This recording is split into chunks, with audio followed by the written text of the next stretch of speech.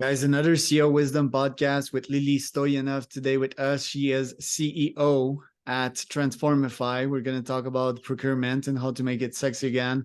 We're going to talk about Lily's background as a professor, as a founder. I see some EY in there, various executive roles, important executive roles, and CFO stuff. Excited to have you on, Lily. Can you tell us a bit more about yourself and what you're up to nowadays? Dear Charles, it's great to be with you today. You're right, my past is all about very big names, but what's even more exciting is the takeaways. What do you learn working for such companies, and how do you use it to develop your own businesses? Right.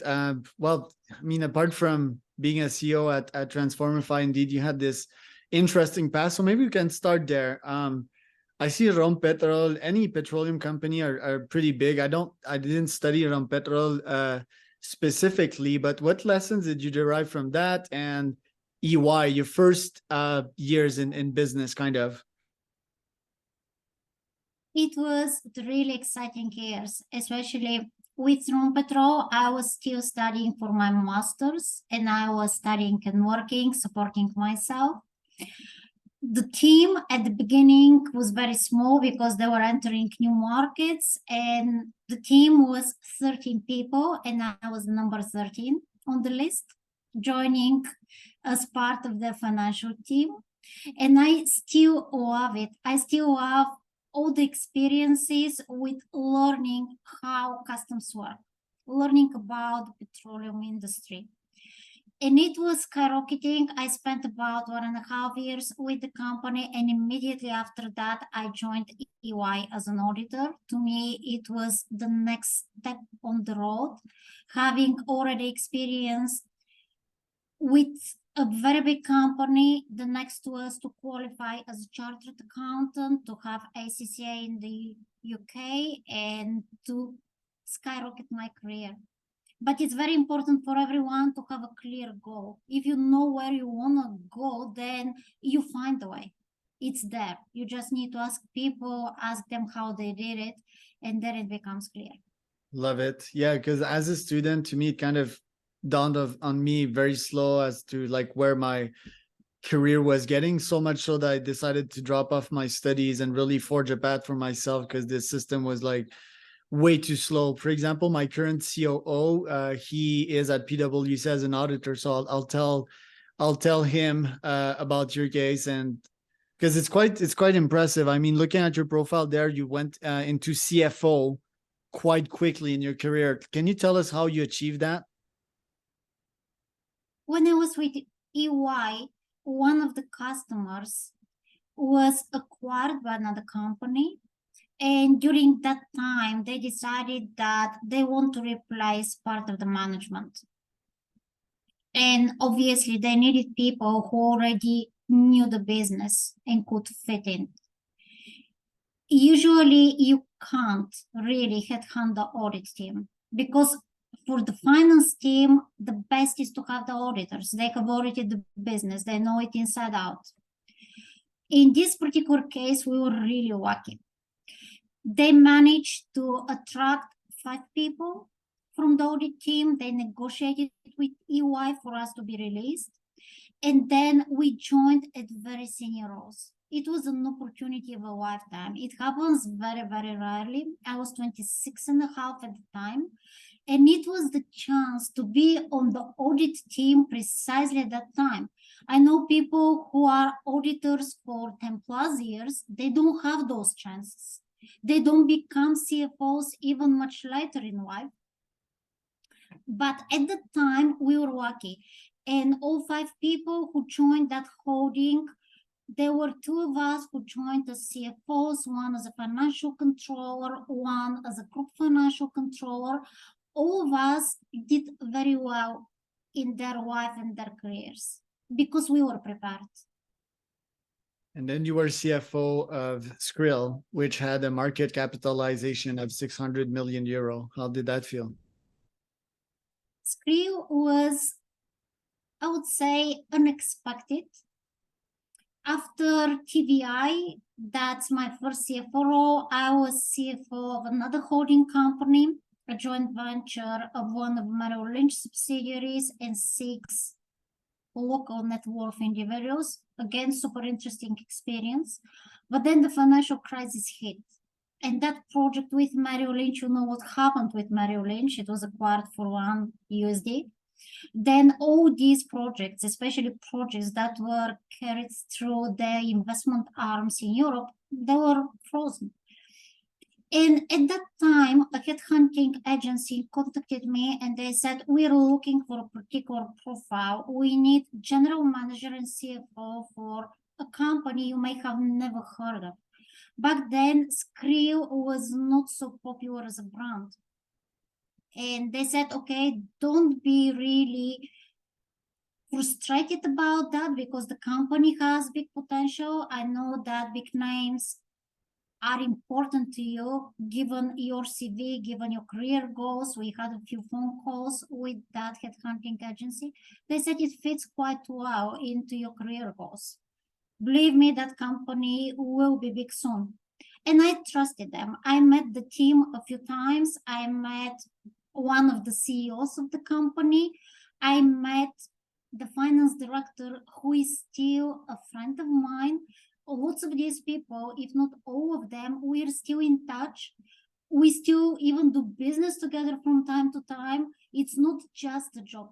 It builds relationships for a lifetime. It also teaches you how to build a business, how to build a team, how to engage people, how to scale it super fast. It's experience you need to have in order to scale a business of your own. You can't manage it on your own. The very first point is you need people around you. You need people to first share their experience with you. You need people to put you down to earth from time to time. You absolutely, because when you're super excited, everything goes very, very fast. You always need someone who has been there before, who has seen big issues coming out of nowhere, issues with product, issues with partners, issues with whatever comes to mind. And they need to put you down to earth, to tell you, don't be so excited. It's good now. It takes 24 hours or less for the very first big issue to hit you. And you need to be prepared. And I'm super grateful, really, to all of them for sharing their knowledge, for being there for me. Even now, each time I pick up the phone, I have someone I trust who is sharing expertise with me, no matter what the problem is. And it's invaluable. It's like nothing else. And where does the ambition come in you? Because I believe you're from Bulgaria, right? Which is this ex USSR country, and like normally people in these communities don't have like that level of ambition. You know, it's small town, small village. Where did you get that from? Yes and no. I would say it's misperception. Bulgaria was never part of the former Soviet Union. It's a country that has 13 centuries of history, one of the oldest countries in Europe, lots of history there. And prior to the communist reign, there were lots of families that were already wealthy, they were trading cross borders. And that's the story of both my families. My mother's family, my father's family. They were super lucky, not lucky, they were smart. They knew how to survive during the communist reign because mostly the educated people, the wealthy people did not survive. They ended up in concentration camps. My families were smart enough to know when and how to have the connections they needed to secure themselves, to make sure that they don't end up like that. Of course, we lost the businesses. Part of this was recovered after the communist reign, but it's the knowledge that is there for generations and that passes. I was named after my grandfather. It's the father of my father. And till the very last days, I was still very young. He died 3 years prior to the end of the communist reign. And he was very calm, saying, look, first of all, you need to know that there are different people, each of them has different interests. You need to be left and right all the time. You need to bounce if you want to survive it, if you want your business, your family to be well. Never go to any extremes there. And secondly, anything that is not financially, economically sustainable will not stay there for longer. So they were preparing me for such a role since I was a child. They did not believe that the communist reign will survive any longer. They were right. I'm really sorry that my grandfather didn't live 10 years longer, because he was the man who could recover all his businesses literally overnight. He had a plan. He just waited for that regime to go down. So that's where it comes Wow. from. The country actually has lots of history. Unfortunately, there are not many people having my background that survived it. Many of them literally did not survive. And that's why the country is not thriving.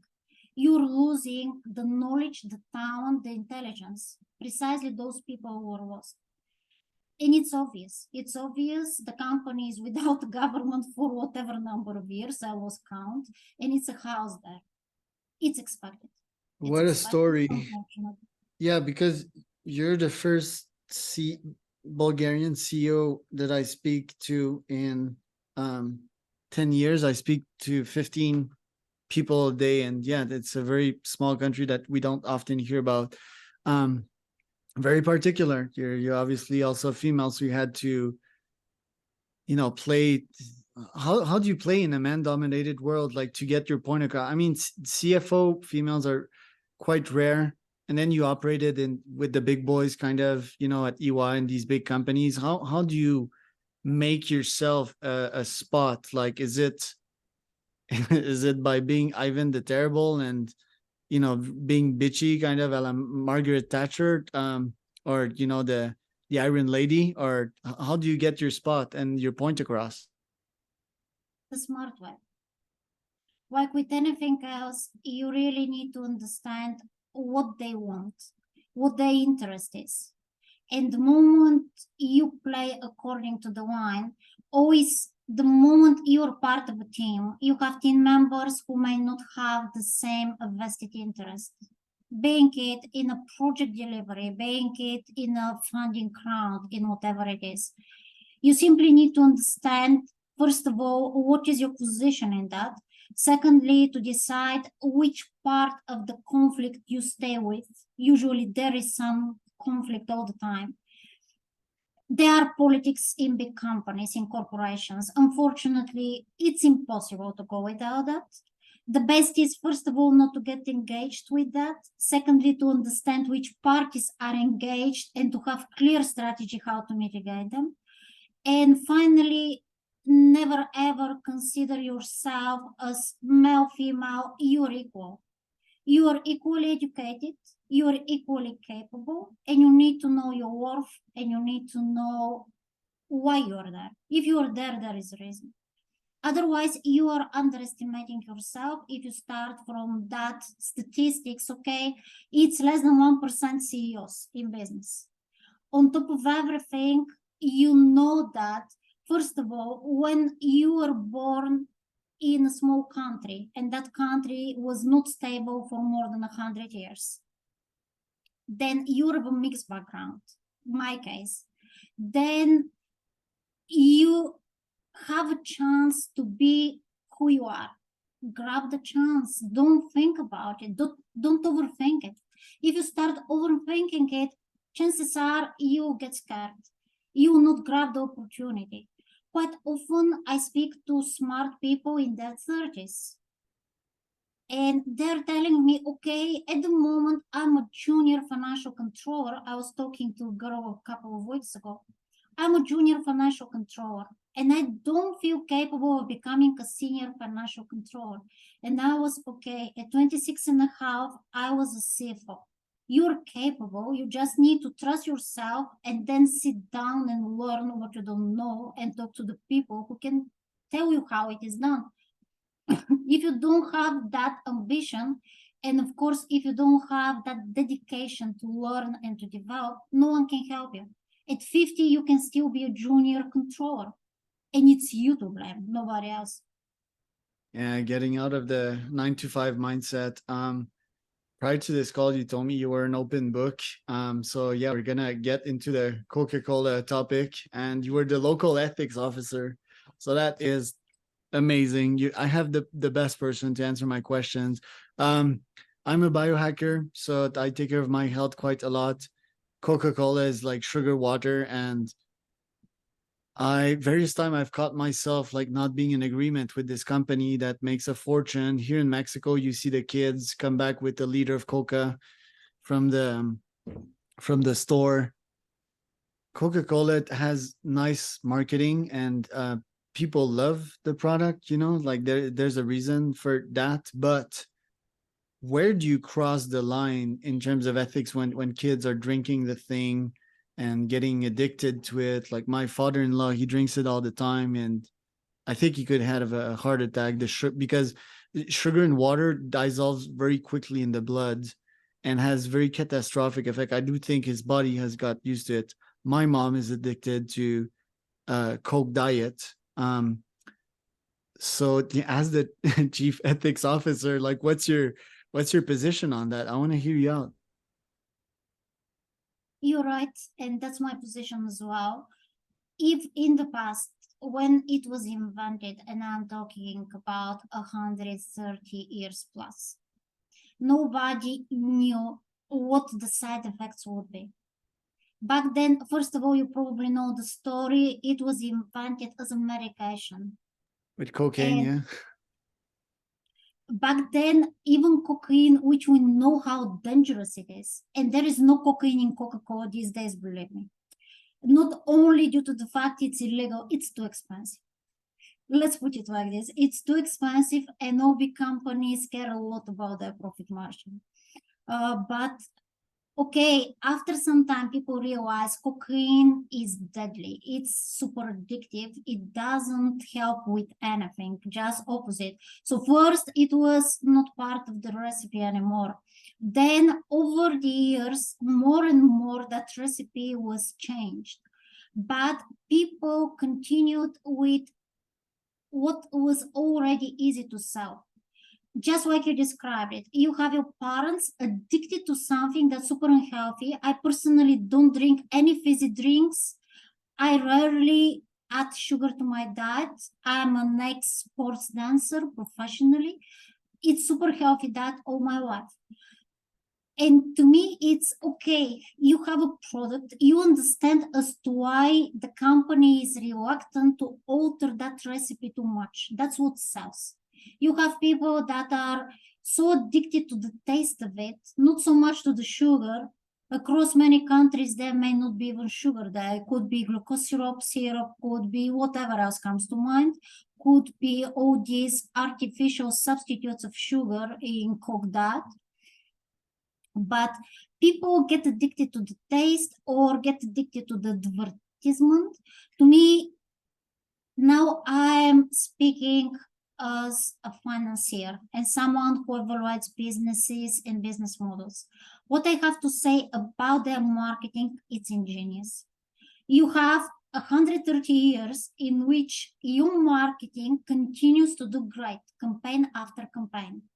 You have very clear idea how this product is marketed, how it is sold. It's something many businesses can learn. And always you need to separate the market demand from the business strategy, from what the product itself is.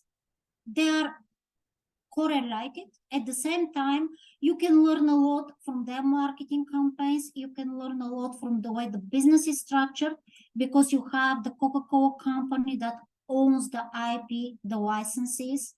Then you have bottling plants, and they are semi-autonomous, etc. It's amazing structure there. It's a lot as a financier, as a business owner, you can learn from that. Then when you talk about the product itself, obviously, and I see that the company is already more or less adjusting to the market. The market demands healthier products. And during the latest years, even when I was still with Coca-Cola, the company was investing a lot in new products. They were acquiring competitors across many countries. I was personally responsible across Europe, but I remember in France, they were acquiring a local plant which was for bottled mineral water. It was for local juices, and there was a certain percentage that needed to be observed. And in this case, you have fructose, which is natural sugar. It's naturally occurring sugar. And still you need to mix it with water to have that, to adhere to the health standards. The company is doing a lot into that direction. At the same time, obviously, they cannot cut the highest selling product. You still have a very high demand. It's a conflict of interest in this particular situation.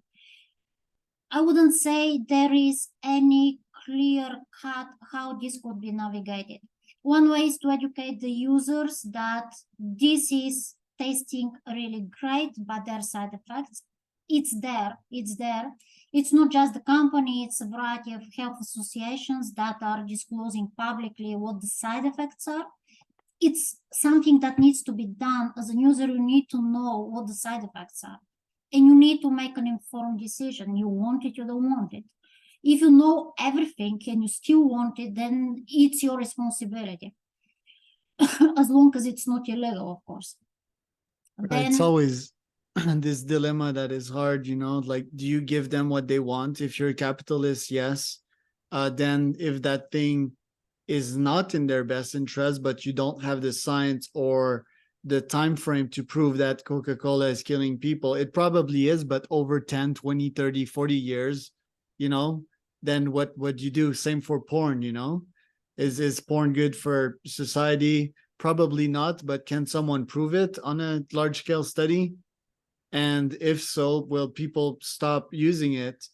Because humans, I do think they're vulnerable. They're very influenceable, and I think we do have a duty as, I won't call us like more educated folks, but like, yeah, people that can think for ourselves and make good decisions. Can we help lower stratas to also make better decisions, or at least give them the information? True. I'll go back to a point you mentioned, porn, and it's an interesting story. I would say it was February this year.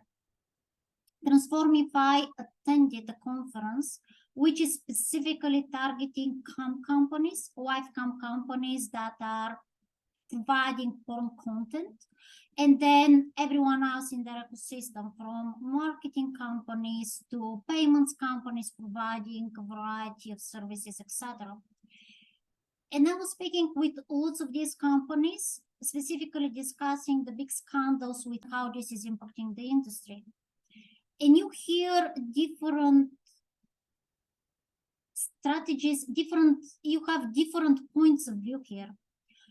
On one end, you have all those sex workers, although it's not probably the right way to put it, because there is no sex in the cam industry. It's rather people in front of a camera. It's not porn per se.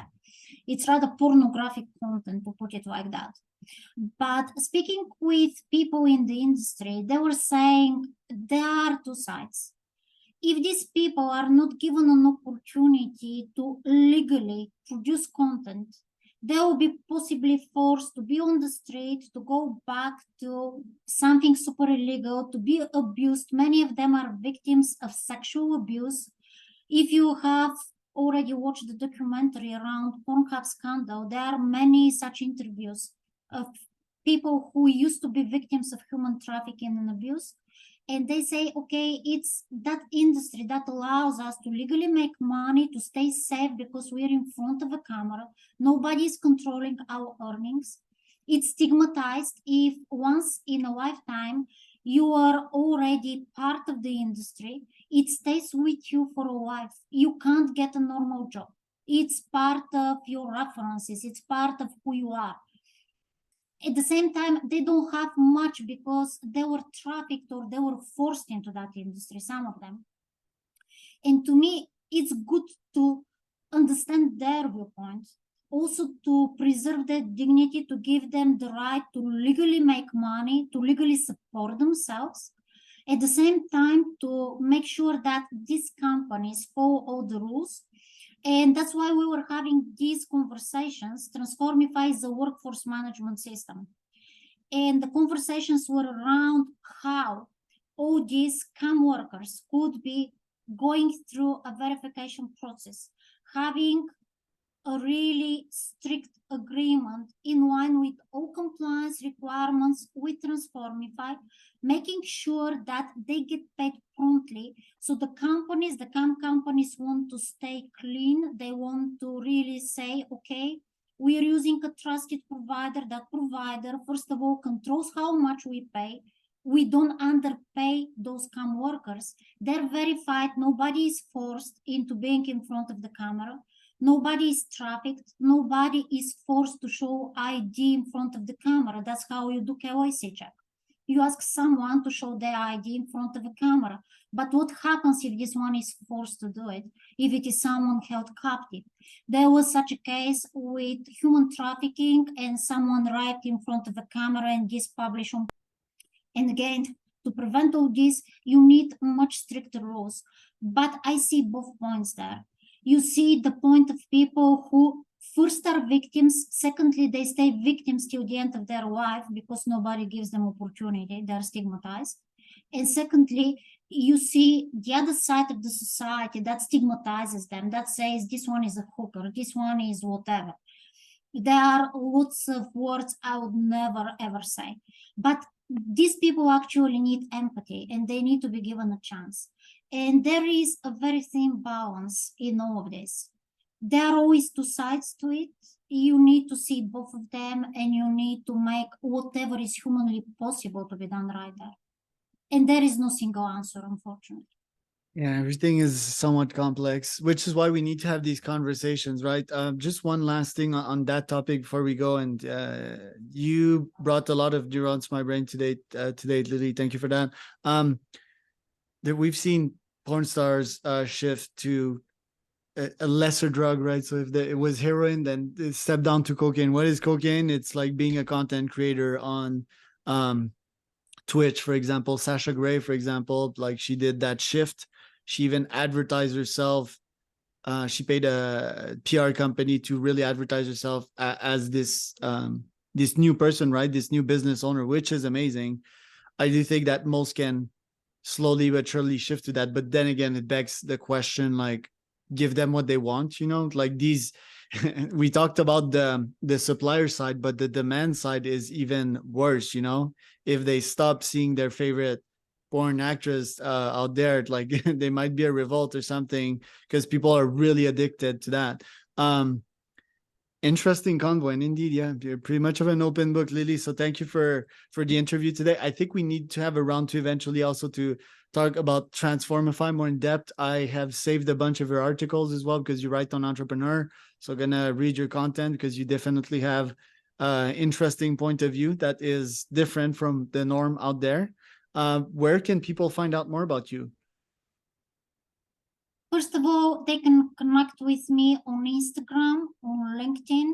They can follow my Common Entrepreneur. I'm on many podcasts all the time. I'm a public speaker at many conferences. And usually I'm very open to connecting with people. It's very, very rare if I don't connect with someone. Very rare cases in which people are verbally abusive or using a language I don't tolerate. Even if they do it with the best intentions, sometimes it's with the best intentions, still it's not something I'll tolerate. But apart from that 1% of people, I would always talk to everyone. I enjoy it. I want to understand who they are, what their viewpoint is, and you can learn from anyone. From a CAM worker to a CEO and beyond, there is always something you can learn. Love it.